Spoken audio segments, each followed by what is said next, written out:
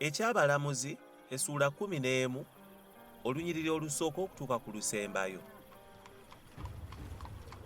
Era Yefusa Omugireyaadi yali musajja wa maanyi muzira, era yali mwana w'omwenzi, Gireyaadi ye yazaala Yefusa.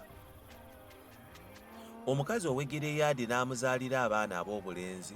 Abaana ba mukazi we bwe baakula ne bagoba Yefusa, ne bamugamba nti, "Tolisika mu nnyumba ya kitaffe, kubanga gw'oli mwana wa mukazi mulala."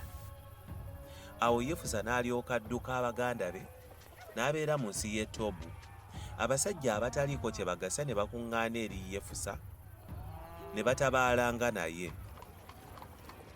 Awo olwatuuka ekiseera bwe kyayitawo, abaana ba Amoni ne balwana ne Isirayiri. Awo olwatuuka abaana aba Amoni bwe baalwana ne Isirayiri, abakadde ab'e Gireyaadi ne bagenda okukima Yefusa okumuggya mu nsi y'e Tobu. Ne bagamba Yefusa nti, "Jangu obeere omukulu waffe, tulwane n'abaana ba Amoni." Abakadde ba Gireyaadi ne bagamba Yefusa nti, "Kyetuvudde tukukyukira nate kaakano ogende naffe olwane n'abaana ba Amoni. Naawe oliba mukulu waffe afuga bonna abatuula mu Gireyaadi." Yefusa n'agamba abakadde b'e Gireyaadi nti, "Bwe mulikomyawo ewaffe okulwana n'abaana ba Amoni, Mukama n'abagabula mu maaso gange, ndi mukulu wammwe." Abakadde ba Gireyaadi ne bagamba Yefusa nti, "Mukama y'anaabanga omujulirwa wakati waffe, mazima n'ekigambo kyo bwe kiriba bwe tulikola bwe tutyo." Awo Yefusa n'alyoka agenda n'abakadde ab'e Gireyaadi, abantu ne bamufuula omukulu waabwe abafuga. Yefusa n'ayogera ebigambo bye byonna mu maaso ga Mukama mu Mizupa. Awo Yefusa n'atuma ababaka eri kabaka w'abaana ba Amoni ng'ayogera nti, "Gw'olina ki nange ekikuleese gye ndi okulwanyisa ensi yange?" Kabaka w'Abamoni n'addamu ababaka ba Yefusa nti, "Kubanga Isirayiri yanziyako ensi yange bwe yayambuka okuva mu Misiri, okuva ku Alunoni okutuuka ku Yabboki ne ku Yoludaani. Kale kaakano zizza ensi ezo lwa mirembe." Yefusa n'atuma nate ababaka eri kabaka w'abaana ba Amoni.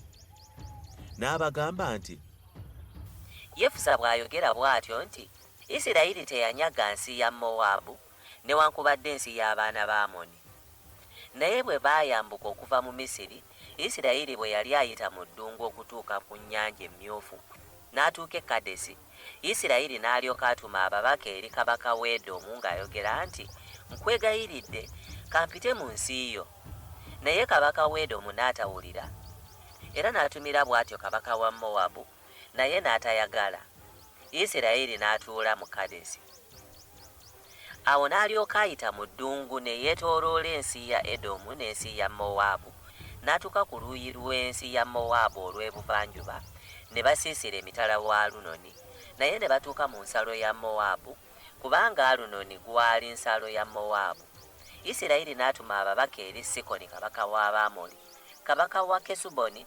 Isirayiri n'amugamba nti, "Tukwegayiridde, katuyite mu nsi yo ŋŋende mu kifo kyange."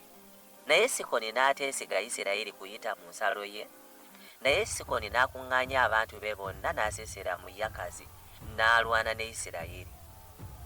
Mukama Katonda wa Isirayiri n'agabula Sikoni n'abantu be mu mukono gwa Isirayiri, ne babatta. Isirayiri n'alyoka alya ensi yonna ey'Abamoli, be baatuula mu nsi eyo. Ne balya ensalo yonna ey'Abamoli okuva ku Alunoni okutuuka ku Yabboki, era okuva ku ddungu okutuuka ku Yoludaani. Kale kaakano Mukama Katonda wa Isirayiri yagobamu Abamoli mu maaso g'abantu b'e Isirayiri, naawe wandibalidde? Tolirya nsi Katonda wo Kemosi gy'akuwa okulya? Naffe bwe tutyo bonna Mukama Katonda waffe be yagobamu mu maaso gaffe, eyo gye tulirya. Ne kakano gw'osinga Balaki mutabani wa Zipoli, kabaka w'e Mowaabu, n'akatono? Yali awakanyeeko ne Isirayiri oba yali alwanyeeko nabo?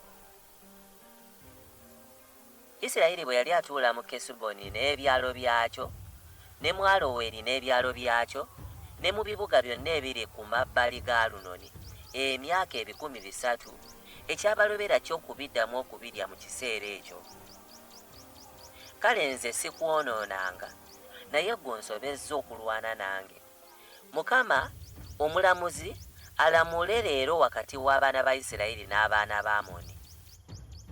Naye kabaka w'abaana ba Amoni n'atawulira bigambo bya Yefusa bye yamutumira. Awo omwoyo gwa Mukama ne gulyoka gujja ku Yefusa, n'ayita mu Gireyaadi ne mu Manase, n'ayita mu Mizupa eky'omu Gireyaadi, n'ava e Mizupa eky'omu Gireyaadi n'ayita n'agenda eri abaana ba Amoni.